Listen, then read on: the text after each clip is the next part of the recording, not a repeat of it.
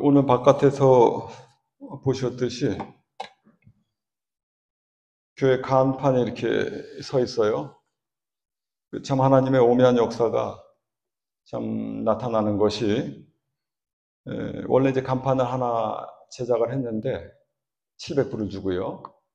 그것도 참 하나님의 은혜 가운데 반값에 해주신 건데, 그 간판을 제작하시는 분이 이제 목사님인데, 간판을 이렇게 딜리버리 하시면서 간판을 보다가 기존 있는 그 프레임에다가 이걸 또 이렇게 끼게 되면 좀 안 좋을 것 같다고, 기둥까지 잘못하면 무너지겠다고, 그래 이제 아이디어를 내시기를 차라리 얇은 것을 두 개로 해가지고 이렇게 양쪽으로 붙이는 게 낫겠다고 얘기를 하셔서, 그러면 장로님께도 좀 상의를 좀 해보고 결정을 하겠다고.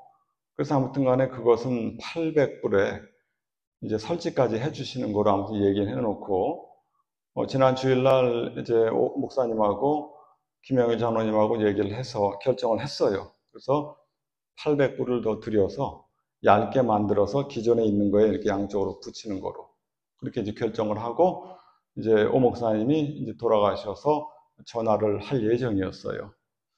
근데 갑자기 저쪽에서 누가 이제 걸어오는데 자세히 보니까 임길성 집사님이 난데없이 걸어오시는 거예요. 예배 다 끝나고 다 돌아가셨는데.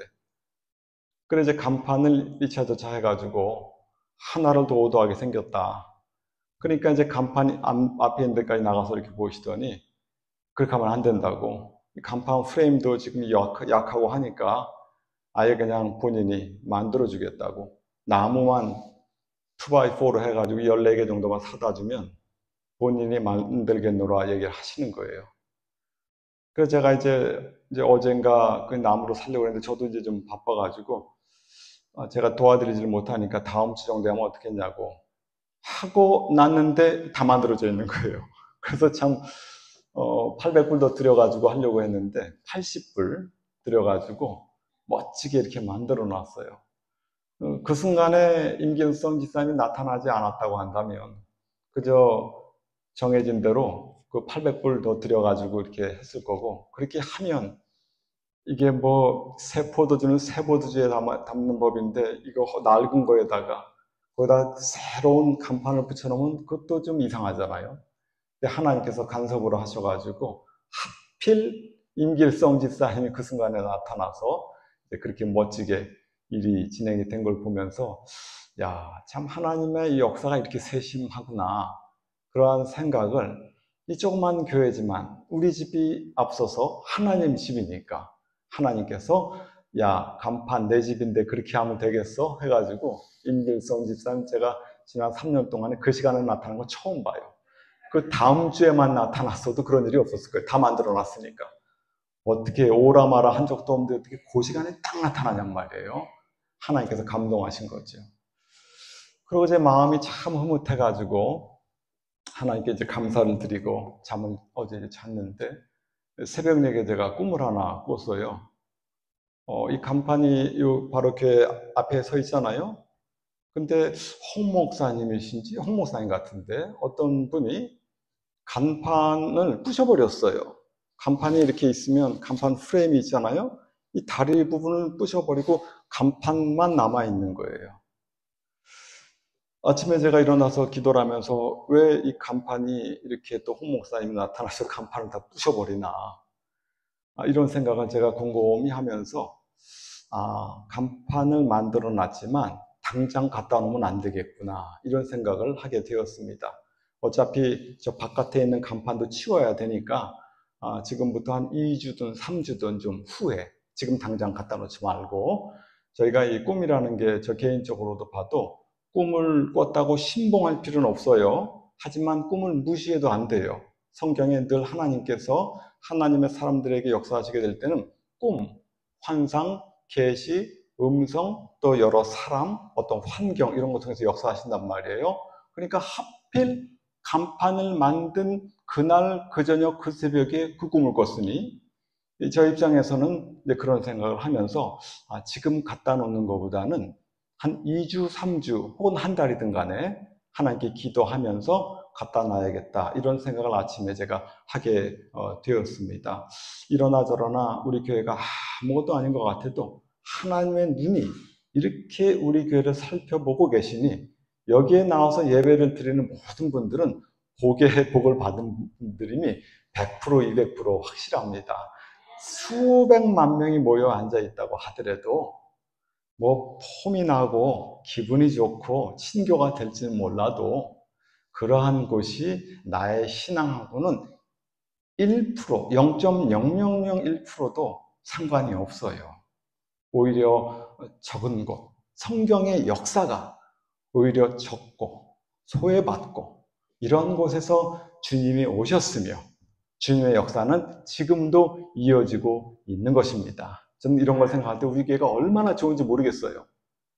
참 오늘 제가 이 간판을 통해서도 항상 느끼는 거였지만, 야, 하나님 우리 교회를 이렇게 사랑하시는구나 라는 것을 제가 알게 되어서 간단하게 좀 말씀을 드리고, 오늘은 사사기 16장 30절과 고린도전서 15장 45절의 말씀을 가지고 삼손의 두 면모, 이런 식으로 제가 제목을 정해서 말씀을 좀 증거할까 생각을 하고 있습니다. 삼손하면 그 요나만큼이나 오해가 많이 있는 그런 사람 중에 하나고, 삼손하면 요나 이상으로 드라마든 뭐 영화든 만화든 많이 이렇게 제작이 돼서 우리가 굉장히 친숙한 인물 중에 하나지만, 이 삼손에 대해서는 약간 좀 색안경을 좀 끼고 우리가 좀 접근하고 있는 것이 사실인데, 삼손의 두 가지 면모가 도대체 무엇인가? 결론적으로 우선 말씀을 드린다고 한다면, 삼손에게는 아담의 모습이 있고, 연약한 아담의 모습이 있고, 또 삼손에게는 우리 주 예수 그리스도의 모습이 동시에 있는 거예요. 근데 이건 삼손만이 아니라 모든 사람들, 구원 얻은 하나님의 자녀에게는 아담의 형상이 있고, 첫 번째 사람인 아담의 형상이 있고, 두 번째 사람이신 살려주는 영이 되시는 주 예수 그리스도의 형상이 있는 거예요. 그러므로 하나님께서 이 삼손이라는 인물을 이 세상에 보내심으로 말미암아 우리에게 알려주고자 하는 그 메시지가 무엇이 있는지를 오늘 이 삼손의 이야기를 통해서 간략하게 말씀을 드리도록 하겠습니다. 우선 이 삼손, 이 사사기를 보게 되면, 사사기가 이제 21장 아니에요? 근데 이 사사기의 저자는 사무엘이 있었어요. 사무엘. 이 성경의 저자가 그냥 책 제목이 보통 다 저자죠. 뭐 여호수아, 뭐 이사야, 뭐 이런 식으로 책의 제목이 보통 저자인데, 그렇지 않은 경우가 좀 있어요. 창세기, 출애굽기, 레위기, 민수기, 신명기는 모세의 오경이죠. 모세가 쓴 것. 이거는 만말로는 모르죠. 모세가 쓴 것 5권. 여호수아는 물론 여호수아가 썼고, 사사기는 누가 썼느냐? 사무엘이 썼어요. 사무엘이 사사기를 쓰고 사무엘상을 썼어요. 그리고 룻기를 썼어요. 사무엘이. 사무엘상도 사무엘상에 보게 되면 사무엘상 25장에 그 사무엘이 죽어요. 그러니까 사무엘이 사무엘상 24장까지는 기록을 했는데, 사무엘상 25장부터는 사무엘의 제자가 되는 그 나단이라든가 혹은 나단이 썼다고 이렇게 보는 경우가 많이 있습니다. 나단하고 제가 여기다가 나단이 이제 썼는데, 그러고 갓과 나단, 갓이 생각이 잘 안 났어요. 갓이나 혹은 나단이 썼다라는 그런 얘기가 있어요. 그러고 이제 사무엘 하도 갓이나 나단 선지자가 이렇게 썼다라는 얘기가 있고, 그 열왕기 상하는 예레미야가 썼어요. 말을 안 들으면 모르는 얘기들이에요. 그리고 역대 상하는 학사 에스라가 썼다라는 그런 주장이 강합니다. 그리고 나머지 것들은 뭐 욥기며 뭐며 이렇게 다 알죠. 그리고 에스더는 그 모르드게가 이제 썼다라고 이제 우리가 알고 있는 것입니다. 그러면 이 사사기의 이 기간은 약 300년에서 350년 정도로 보고 있어요. 모세로부터 다윗까지가 500년이에요. 처음부터 따져보게 되면 아담부터 노아까지가 1000년, 노아부터 아브라함까지가 1000년, 아브라함부터 다윗까지가 1000년, 다윗부터 예수님까지가 1000년, 구약이 4000년이에요. 근데 아브라함부터 다윗까지가 이 1000년인데, 여길 좀 나눠보게 되면 아브라함부터 모세까지가 500년이고, 모세부터 다윗까지가 또 이제 500년인데, 그 또 500년 사이 안에 이 사사기의 시대가 있는 거예요. 여호수아가 죽은 다음부터 이제 사무엘 지나 다윗이 일어나기 전까지가 보통 이제 사사기인데, 이 사사기는 사무엘은 빼놓고 마지막 사사 그 삼손까지 다뤄지고 있는 것입니다. 이 사사기 17장 6절이라든가 21장 25절에 보게 되면 이스라엘의 왕이 없으므로 사람마다 자기 소견에 옳은 대로 행하더라, 이런 얘기가 2번이 나와요. 참, 그런데 공교롭게 잠언에도 보게 되면 잠언 16장 25절과 잠언 14장 12절에 어떤 길은 사람의 보기에 바르고 옳은 것 같지만 필경은 사망의 길이니라, 그런 얘기가 있어요. 그러니까 이 사사기 시대 자체가 인간의 소견에 옳다고 생각하는 대로 살아가는 시대였어요. 왜? 왕이 없기 때문에. 여기서 말하는 왕은 세상 왕이 아닙니다. 하나님을 왕으로 인정하지 않는 시대이므로 하나님을 빼버리고, 내가 오늘 이 도시에 가서, 내가 오늘 저 도시에 가서 이런 장사 저런 장사를 해야 되겠다, 야고보 선생이 말한 것처럼 그런 삶을 저마다 살아가고 있는 거예요. 그러다 보니까 그러한 삶이 복받는 삶으로 살아갈 수 있겠어요? 어려움이 막 이제 찾아오는 거예요. 그래서 6번의 외세의 압제가 있게 돼요. 메소포타미아로부터 8년 동안 압제를 받게 돼요. 그때 구해진 사람이 누굽니까? 온니엘. 그리고 모압으로부터는 18년 동안 어려움을 당하는데, 그때 나타난 사사는 에훗. 가나안 왕 야빈한테는 20년 동안 어려움을 당해요. 그때 나타난 사사가 드보라, 그리고 바락, 이렇게 나타나고, 미디안한테는 7년 동안 고생을 하고 있다가 기드온이 나타나서 구해주고, 그리고 블레셋과 암몬한테는 18년 동안 고생을 하고 있다가 누가 나타납니까? 입다. 그리고 블레셋한테는 40년 동안 고생을 하고 있다가 오늘 본문이 되는 삼손이 나타나게 된 거예요. 이처럼 자기 마음, 자기 뜻, 자기 소견대로 생활하게 될 때 어려움이 닥치게 되고, 어려움이 닥치니 하나님께 부르짖을 때마다 그들을 버려두지 아니하시고 사사들을 보내서 건져주셨다, 이거예요. 그러한 것이 6차례가 있게 되었는데, 이 기간은 약 111년, 다 더해보면 111년. 사사 동안의 그 역사가 300년에서 350년을 보고 있는데, 이 여러 주변에 있는 족속으로부터 다스림을 당했던 기간이 약 111년 동안 어려움을 당한 거예요. 근데 참 놀라운 사실은 하나님께서 택한 택자, 하나님께서 택한 나라는 어려움을 당하고 힘들고 어려워도 어떻게 됩니까? 결국은 건져주시고 보존시켜주세요. 이 주변에 이스라엘을 괴롭혔던 나라들 보세요. 메소포타미아, 모압, 가나안, 블레셋, 이런 나라들이 지금 있어요? 없죠.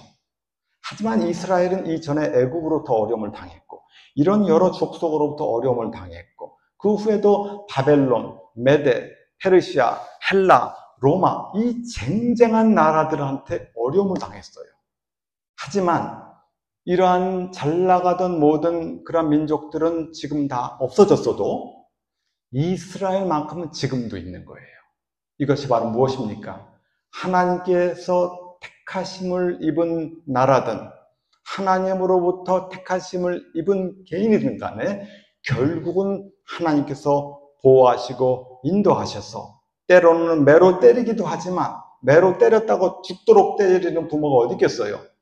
돌이켜서 회복시켜 주시고 천국으로 인도하신다라는 것이 성경 66권이 우리에게 주는 안위가 혹은 소망이 되게 되는 것입니다. 이 삼손만 하더라도 처음에는 잘하고 있다가 얼마나 개망나니와 같은 삶을 살았냔 말이에요. 하지만 버려두지 아니하시고 결국은 그를 회복시키셔서 하나님의 뜻을 그를 통해서 이루게 되게 되었던 것입니다. 이 삼손이라는 사람이 참 특이한 사람이에요.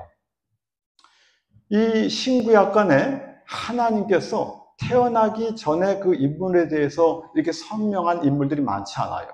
구약에 보게 되면 이삭과 삼손 2명 정도 있고, 신약에는 세례 요한하고 예수님 이렇게 2명 정도 있어요. 근데 이 태어난 것 자체도 신기한데, 이 뭐라 그럴까요? 사명을 받고 태어난 사람은 더더욱 없거든요. 이삭 같은 경우는 뭐 태어나기 전에 스토리가 있지만 뭐 사명을 받아가지고 태어난 사람은 아니에요. 하지만 삼손은 사명을 받고 태어났어요. 뭔 사명입니까? 이스라엘 백성을 블레셋 40년의 압제로부터 빼는, 구원해내는 이 사명을 받고 태어난 것이 바로 삼손이에요. 신약에도 보게 되면 사명받고 태어난 사람이 누가 있습니까? 세례 요한. 사명받고 또 태어난 또 다른 인물은 예수님. 그러므로 신구약간의 사명을 받고 이렇게 신기하게 태어난 사람들은 매우 드물어요. 뿐만이 아니라 이 삼손 같은 경우에는 그 나실인으로 또 태어나기 전부터 정했어요.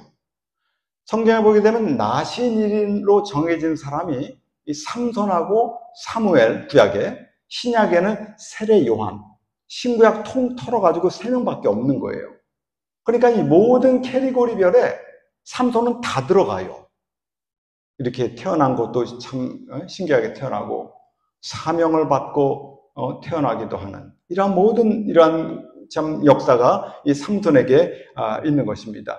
오늘 아침에 제가 일어나서 눈을 감고 삼손에 대해서 가만히 묵상을 해보는데, 이 삼손이 사무엘과 더불어 구약의 이제 나실인이거든요. 근데 삼손과 사무엘이 약 한 동시대, 한 10년 정도 차이가 날 것 같은데, 이 삼손의 삶은 우리 신약을 비교해서 생각을 해보게 되면 마치 세례 요한과 같은 존재고, 그리고 이 사무엘은 예수님과 같은 존재인 거예요. 세례 요한과 예수님의 관계, 세례 요한, 그리고 예수님. 삼손은 마치 세례 요한처럼, 세례 요한을 더불어 구약의 모든 것들이 끝나고 신약으로 넘어가게 될 때 예수님이 나타나신 것처럼, 예수님은 또 왕 선지자 제사장이란 말이에요. 근데 사무엘은 또 왕 선지자 제사장 역할을 사무엘이 했거든요. 그러므로 이 삼손이라는 것은 마지막 사사, 마치 세례 요한은 마지막으로 구약을 연결하는 그런 어떤 연결점에 있었던 것처럼, 삼손과 사무엘의 이 관계가 마치 세례 요한과 예수님과의 관계랑 아주 동일하게 같구나, 그런 생각을 아침에 제가 하게 되었습니다. 마치 모세와 여호수아, 예수님과 사도들, 이런 관계처럼 이 삼손과 이 사무엘의 관계가 하필 둘 다 또 나실인이라는 건, 그런 생각을 제가 아침에 하게 되었습니다.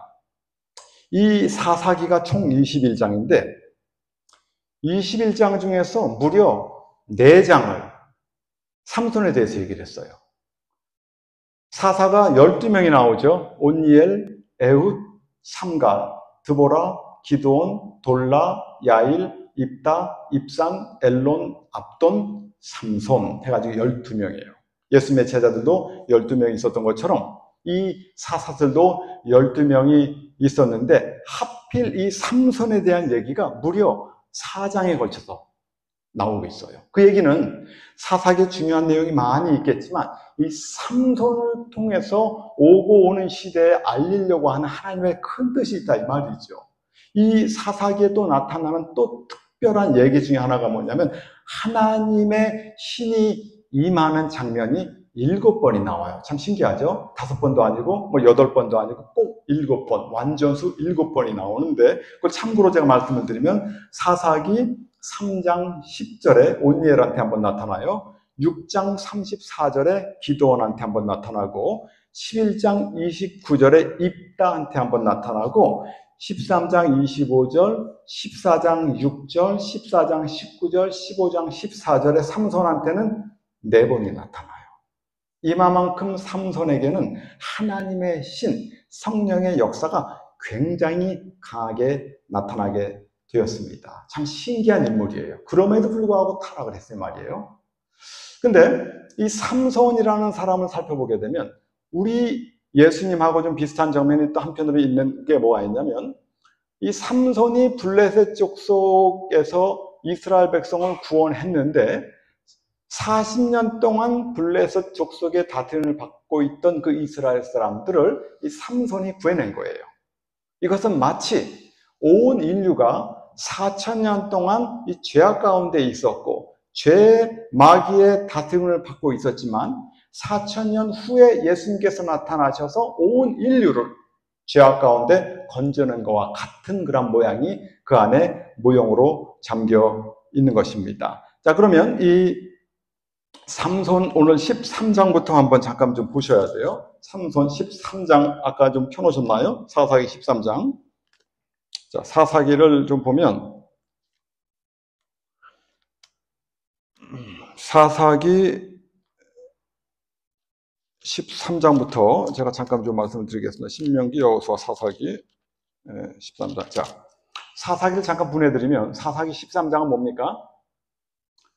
외우기가 쉬워요. 13장이니까 거기 3이 들어가죠? 삼손. 삼손 얘기가 13장인데 13장에는 삼손의 출생에 대한 얘기가 나와요. 출생. 14장에는 삼손의 결혼에 대한 얘기가 나오고 15장에는 이 삼손의 부인이 죽어요. 죽어서 복수하는 얘기가 나오고 그러고 나서 16장에 가가지고는 삼손이 타락하고 그래서 하다가 나중에 이제 회복이 되고 그 후에 죽게 되는 이런 식으로 삼손에 대해서 알면 되게 됩니다. 삼손이 사사로서 활동했던 이 생활은 시간은 20년이에요. 20년인데 이 삼손의 처음에 활동했던 얘기랑 마지막에 활동했던 얘기를 중심으로 했고 그 중간에 타락한 내용은 간략하게 우리 알려주고 있습니다. 사사기 13장을 다 같이 한번 살펴보시도록 하겠습니다. 13장에 보게 되면 애가 없었어요. 아빠 이름은 마노아, 엄마 이름은 모르겠는데 이 집에 애가 없어요. 하나님께 기도를 했더니만 천사가 나타나서 애를 주겠답니다. 근데 엄마 이름은 안 나왔지만 엄마의 신앙이 훨씬 좋았던 것 같아요. 천사가 나타날 때마다 섭섭하게 아빠한테는 안 나타나고 엄마한테만 나타나요. 네, 참 그 아빠 마노아가 섭섭한 것 같아요. 결국은 천사가 나타나서 이제 이 집에 아기가 있을 것을 얘기하면서 그 아이를 어떻게 키워라. 그 아이가 해야 될 일은 어떠한 사명이 있다. 이제 이런 내용을 두 번에 걸쳐서 알려주게 됩니다. 13장 4절 같은 데 보게 되면 이 삼손이 이제 태어나게 되면 포도주와 독주를 먹지 말라는 거예요. 부정한 것을 먹지도 말고. 5절, 13장 5절에 뭡니까? 삭도를 대지 말래요. 이렇게 나와 있어요. 근데 이게 출애굽기 6장에 나와 있는 나시린의 규례예요. 나시린의 규례가 세 가지가 있어요. 첫 번째는 포도에 관련된 걸 먹으면 안 돼요. 뭐 포도주든 포도주스든 뭐 포도 씨앗이든 뭐든 간에 포도 관련된 거 먹으면 안 되고 독주를 먹어도 안 되고 그리고 이 머리를 깎으면 안 돼요. 머리를 깎으면 안 되고 그리고 민수기 6장에는 또 추가된 게 뭐가 있냐면 시체를 가까이 하면 안 돼요. 그래서 부모든 형제든 뭐 누구든 간에 자식이든 간에 그 죽어서 있다 하더라도 시신에 접근하면 안 되는 거예요. 그게 나시린의 규례 규정이에요. 근데 보통 나시린이라고 한다면 뭐 몇 주 내지 뭐 몇 달은 할 수가 있지만 이 삼손 같은 경우는 신기하게 평생을 나시린으로 지나가라고 그런 거예요. 평생을. 하나님께서 그렇게 정해 놓은 거예요. 사무엘 같은 경우는 하나님께서 정한 게 아니라 사무엘 엄마가 그렇게 키우겠다고 했고 신약에 나타난 세례 요한 같은 경우도 이제 뭐 하나님께서 정하신 바도 없잖아 있는 것처럼 보이긴 합니다. 그런데 특이한 사항이 하나가 있어요.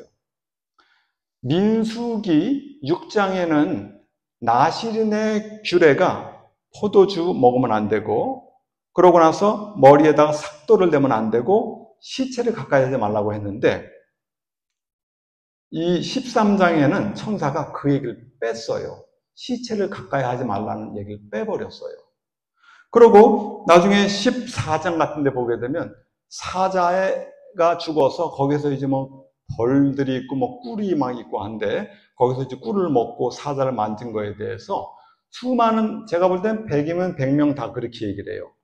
이 나실인인데 시체를 만지면 안 되게 되는데 사자의 시체를 만지고 거기서 꿀을 따왔다고 이런 얘기를 100이면 100 다 얘기를 해요. 근데 성경을 제가 볼 때에는 제가 보는 견지에서는 좀 잘못 알고 있는 거예요.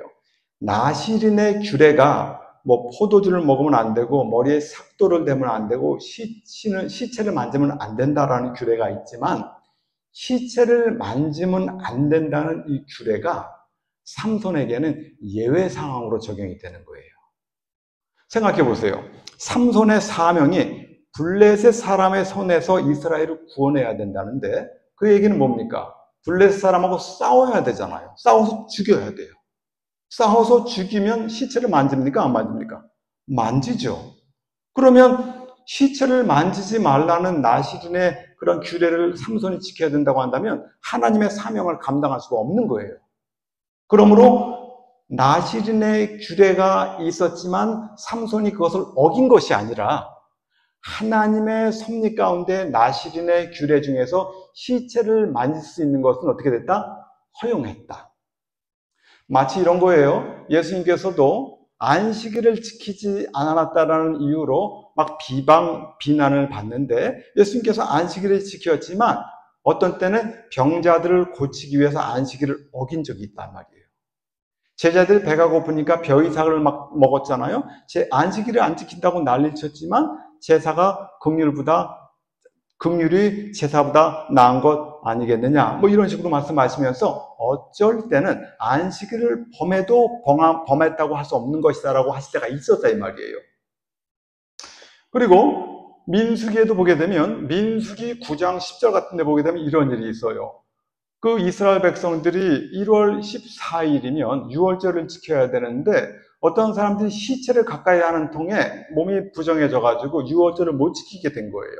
그래서 모세하고 아론한테 찾아나가서 얘기를 합니다. 내가 유월절을 지키고 싶은데 시체를 본의 아니게 만졌으므로 유월절을 못 지키게 되니 내가 어떻게 하겠습니까? 어떻게 해야 됩니까? 하고 모세와 아론한테 여쭤보니까 그들이 좀만 기다려보라고, 내가 하나님께 기도해보겠다고. 하나님께 기도했더니만 하나님 지시하시기를 그들의 말이 맞다. 그러면 그들이 2월 14일 날 유월절을 지키도록 하여라 하시면서 혹시 본의 아니게 몸에 시체를 이렇게 만졌다든가 몸에, 그리고 혹은 여행 중이게 되게 될 때에는 1월 14일 날 못 지키게 되더라도 2월 14일 지키면 된다, 이런 얘기 있단 말이에요.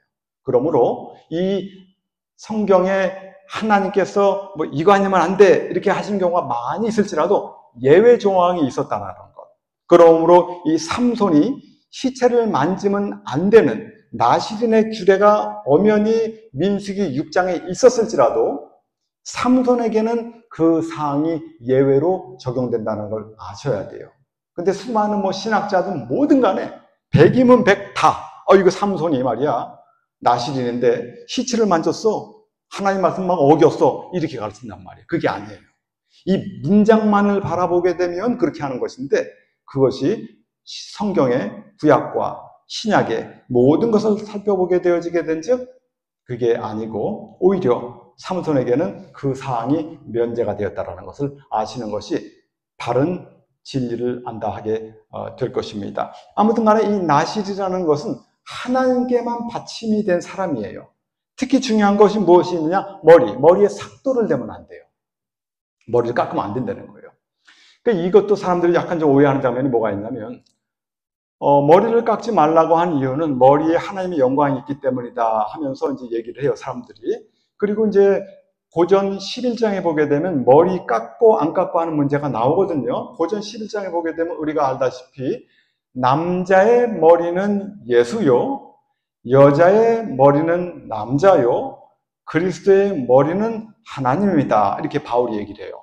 그러고 나서 이어서 뭐라고 그러냐면 남자의 형상과 영광은 하나님이요, 여자의 영광은 남자다.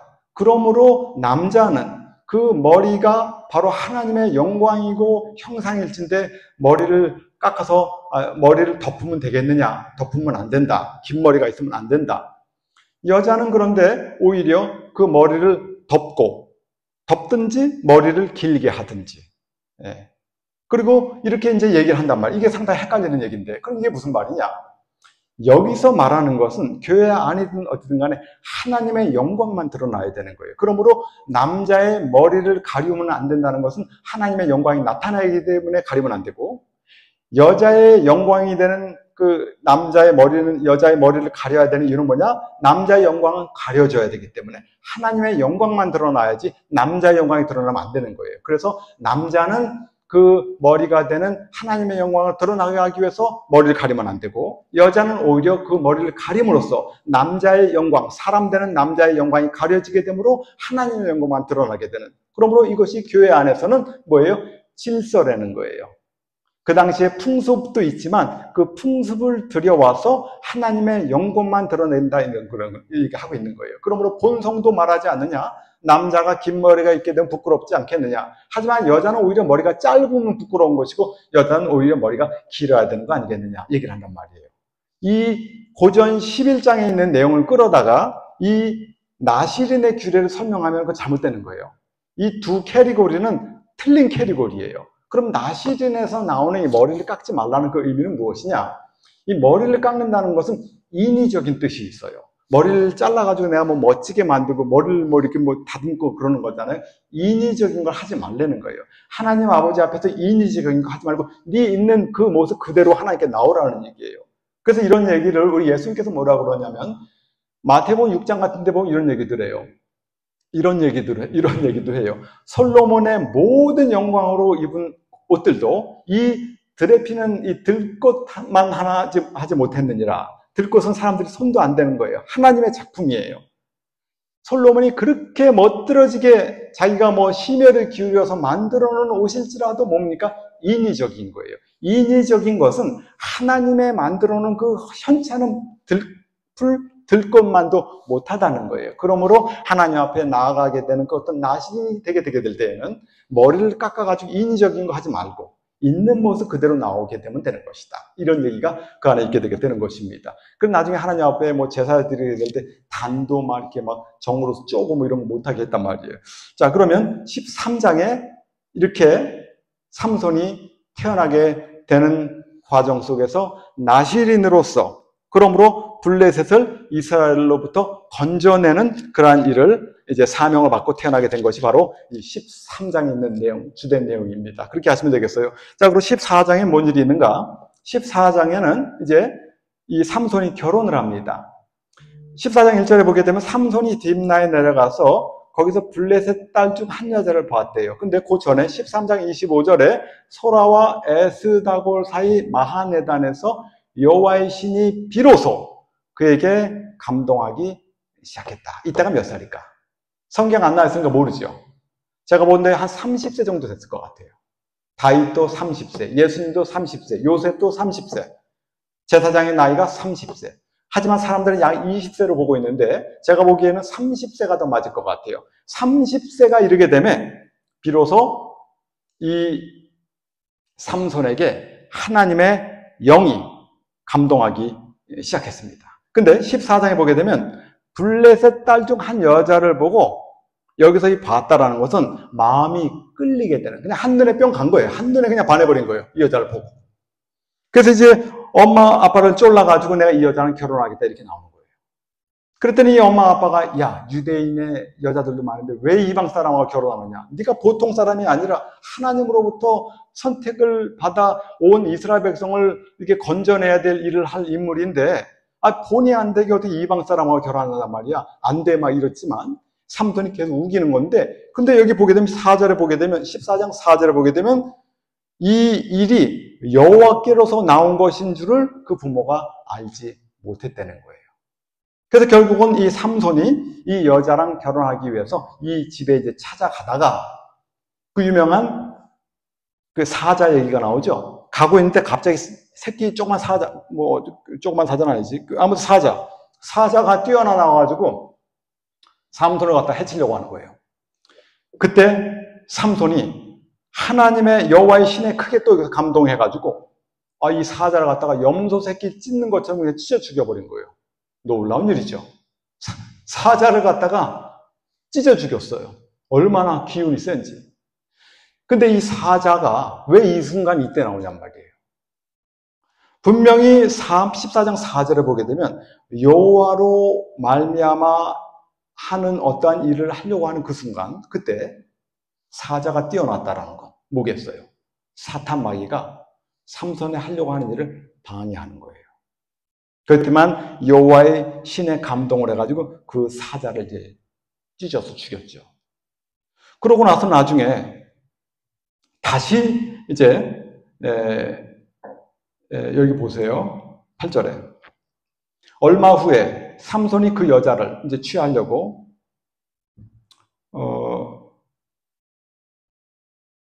7절에는 그 여자를 만나서 이제 기뻐하고 8절에는 얼마 후에 삼손이 그 여자를 취하려고 다시 갔는데 보니까 사자의 죽음을 보니까 시체를 보니까 사자의 몸에 벌떼와 꿀이 있는 거예요. 이거 참 신기한 일이에요.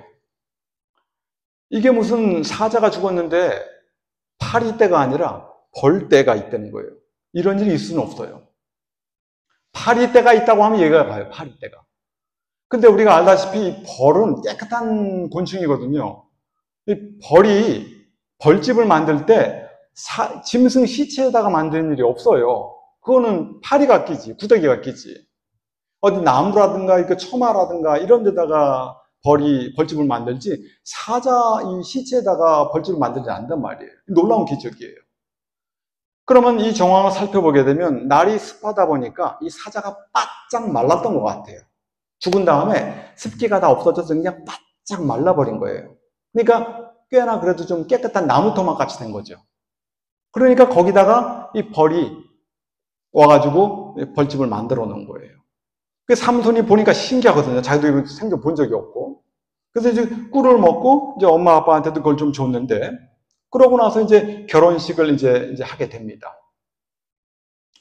이 결혼식을 하게 될 때 이 삼손이 오게 되니까 1절에 무리가 삼손을 보고 30명을 데려다가 동물을 삼아 그와 함께 한지라 이렇게 나와 있는데, 이 상황이 유대인 건장한 어떤 남자가 블레셋 그 지경 안에 들어오게 되니까, 그리고 블레셋 자기네 그 민족 그 어떤 여자를 아내로 삼으려고 하니까 경계심으로 무리 30명을 그 주변에 배치를 시킨 거예요. 뭐 삼손한테 놀라고 친구 준 게 아니라.